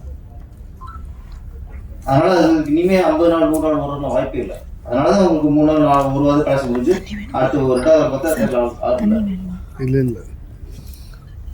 இதில் ஒன்றே என்ன ஆச்சு, இந்த விமர்சனத்தை சொன்னாங்க. ஒரு காலத்தில் அப்போதான் ஒரு இயக்குனர் படம் ரிலீஸ் ஆனாலோ ஒரு தயாரிப்பாளர் படம் ரிலீஸ் ஆனால் அது முக்கியமாக இயக்குனர் தமிழ் ரிலீஸ் படம் ரிலீஸ் ஆனதுக்கப்புறம் சில வாரப்பத்தியில் ஒரு விமர்சனத்தை ரொம்ப எதிர்பார்ப்பாங்க. இந்த வாரம் இல்லைன்னா அடுத்த வாரம் வரும்ட்டு அடுத்த வாரம் அந்த புக்குக்காக காத்திருப்பாங்க. அடுத்த வாரம்னா 3வது வாரம் புக்குக்காக இந்த வாரம் படத்துக்கு விமர்சனம் வந்திருக்காங்க. 3வது வரலன்னா அந்த பத்திரிக்கைக்கு ஒரு கவனம் கொடுக்குறாங்க. என்ன சார் எனக்கு படத்துக்கு விமர்சனம் போடல. அப்போ ஒரு படம் ரிலீஸ் ஆனதுக்கப்புறம் விமர்சனத்துக்காக காத்திருந்தாங்க. ஒரு பத்திரிகையில் போடலாம் ஏங்குனாங்க. இன்னைக்கு சில விமர்சனங்களை கேட்கும்போது நம்ம கூட அவங்களே விமர்சனம் பண்றாங்க. ஒரு சில ஆளுக்கு வன்மத்தை கத்துறவங்க வன்மத்தை வியாபாரமாக்குறோம். ஒரு சிலர் அவங்களும் அவங்களுக்கு விமர்சனம் பண்ணும்போது இந்த நம்ம படத்தை விமர்சனம் பண்றாங்க ஒரு கவலை இன்னைக்கு விமர்சனத்துல சில படத்தை போச்சுக்கிறாங்க. அந்த மாதிரி ஒரு கான்ட்ரவர்சியா வன்மத்தை கத்துறனால விமர்சனத்தான் இன்னைக்கு ஆடியன்ஸ் மனநிலையை நம்புது. இன்னைக்கு நல்லபடியா விமர்சனம் பண்ணா அவங்களுக்கு ஒரு இதாக தெரியல. திட்டணும், ஹீரோ திட்டணும், டேரக்டர் திட்டணும், இவன் மடையன் அவன் திட்டா அது அவர் சந்தோஷம். சில மக்களுக்கு அந்த மாதிரி ஆயிட்டாங்க. இதெல்லாம் சொல்றேன். இதெல்லாம் சினிமா இன்னைக்கு ஒரு வீழ்ச்சிக்கு காரணம். இன்னொன்று, இந்த நேரத்தில் சூப்பர் ஸ்டார் ரஜினி சார் இன்னைக்கு சின்ன படம் நல்லா ஓடணும்னு நினைக்கிறவங்க, சின்ன படத்துக்கு சப்போர்ட் பண்ணணும்னு நினைக்கிறவங்க, சின்ன படத்துக்கு ஆதரவு தெரிவிக்கிற அனைவரும் சூப்பர் ஸ்டார் ரஜினி சாருக்கு நம்ம நன்றி தெரிவிக்கணும், ஒரு பாராட்டு தெரிவிக்கணும். ஏன்னா இன்னைக்கு அவர் உச்சத்தை அடைஞ்சு அவர் பார்க்கறது வெற்றி இல்லை, அவர் பார்க்கறது புகழ் இல்லை. ஆனால் இன்னைக்கு ஏதாவது படம் இரிய படங்கள் நல்ல படமாக இருந்தால் அந்த யூனிட்டை வீட்டுக்கு வரவழைச்சு வாழ்த்துறாரு சார். யார் வாழ்த்துறாங்க? ஏதோ சிறிய படம் நல்லா இருக்கு. ஆனால் அடுத்த நாளே அந்த யூனிட் போயிடறாங்க. ஆனால் அவங்களுக்கு பேசி வாழ்த்தி ஒரு சிலுக்கு போஸ்ட் கொடுத்து ரஜினி சார் இந்த படத்தை நல்லா இருக்குன்னு சொல்லிட்டாருங்கிறதுக்காக அந்த படத்தை படம் பார்க்குறாங்க. அப்போ ஒரு சிறிய படம் வெற்றிக்கு ஒரு சூப்பர் ஸ்டார் உதவி பண்றாரு. ஏன்னா அவர் தான் சினிமா நல்லா நினைக்கிறவர். எனக்கு தெரிஞ்சு பாட்ஷாவோ படையப்பான்னு தெரியல, வெற்றி விழா அவர் படத்தை வெற்றி விழாவில் இயக்குனர் சேர்னு அழைக்கிறாரு. பொற்காலம் படம் படத்தை பாராட்டி அவருடைய வெற்றி விழாவில் அவருக்கு செய்து போறாரு. எந்த ஹீரோவுக்கு மனசு வரும்? அவங்க வெற்றி விழாவில் அவங்களை பற்றி பேசணும், அவங்க பற்றி பொழுது பேசணும், அந்த படத்தை பற்றி பேசணும். ஆனால் ரஜினி சாரோட நல்ல உள்ளம் இன்ன வரைக்கும் எத்தனை படங்கள் அவர் இயக்குனரையும் தயாரிப்பாளரையும் அழைச்சி வாழ்த்துட்டாரு. நான் சொல்றேன், இதே மாதிரி உச்சத்தில் இருக்க பெரிய பெரிய ஹீரோக்கள் நீங்கள் எல்லாருமே பாராட்டணும். நீங்கள் படம் பாருங்க. உங்களுக்கு வர பிடிச்சிருந்தா, சின்ன படங்கள் ஏதாவது பிடிச்சிருந்தா, நல்லா இருந்தா, நீங்கள் சினிமாவுக்கு நல்லதுன்னு நினச்சி அந்த யூனிட்டை கூப்பிட்டு பார்த்துங்க. இல்லையா அந்த படம் பார்த்து நல்லா இருந்து ஒரு ட்விட்டர் கொடுங்க. இது நீ சினிமாவுக்கு செய்கிற மிகப்பெரிய சேவை. நம்ம சம்பாதிச்சிட்டோம், நம்ம கோடிக்கணக்கு சம்பாதிச்சிட்டோம். அதுக்காக எல்லா படத்தையும் பாராட்டணும். உங்களுக்கு பிடிச்சதா பாராட்டுங்க. இன்னைக்கு அது தேவை சார். சிறிய படங்களுக்கு இந்த மாதிரி வளர்ந்தவங்க சிம்மாசனம் உட்கார்ந்துருக்கவங்க நம்ம ஒரு இடத்துல இந்த மாதிரி சின்ன படத்தை நினைச்சுதான் பெரிய ஆள் ஆயிருக்கோம். இது மிகப்பெரிய இன்னைக்கு இருக்க காலகட்டத்துக்கு சிறிய நல்ல படங்களுக்கு பெரிய ஹீரோக்கள் அவங்க வாழ்த்தினாலே அது மிகப்பெரிய ஒரு வெற்றியை தரும். அதை நான் வேண்டி விரும்பி கேட்டுக்கிறேன். அதோட இந்த இரவின் விழிகள் வாழ்த்து வந்த அனைவருக்குமே நன்றி. கிருஷ்ணகுமார் சார் அவங்க ஆமாம் திருப்பாச்சியில் கிளைமேக்ஸு ஒரே நான் ஒரு ஃபுல் செட்டப் பெரிய க்ரௌடு வில்லன் பக்கத்தில் ஒரு காமெடி பண்ணணும் ஏற்க ஒரு நடிகை வச்சா சரியா திருப்தி இல்லை. அவர் அது வரைக்கும் அவர் நடிக்க கூப்பிடணும். படம் முடிஞ்சு லாஸ்ட் கிளாஸ் எடுத்திருக்கேன். என்னடா அப்படி எனக்கு திருப்தி இல்லை. அப்புறம் இது கரெக்டாக அப்புறம் தப்பு பொறுத்துருச்சு எனக்கு. சிசர்மா கட்டா இருப்பாரு அப்படின்ட்டு உடனே மேனேஜர் சொல்லி சார் அவரை கூப்பிடுவாங்க சார். காலை ஷூட்டிங்காக 10-11 மணிக்கு ஃபோன் பண்ணி அப்புறம் வந்து தான் அந்த கிளைமேக்ஸ் டைலாக் உங்கள் டைலாக் தான் பயங்கர கிளாஸ் நடந்துச்சு. பகலில் வந்து அட்டகாசம், நைட்டில் வந்து திருப்பாச்சு. ஆமாம் அங்கேயே பாருங்க தளபதி ஈக்குவல் பண்ணியிருக்காரு. ரொம்ப நன்றி. இந்த படம் இரவின் விழிகள் மிகப்பெரிய வெற்றி அடைந்து இந்த இயக்குனர், தயாரிப்பாளர், நடிகர்கள், டெக்னீஷியன் அனைவரும் பேரு புகழும் அடைய இந்த படத்துக்கு நன்றி.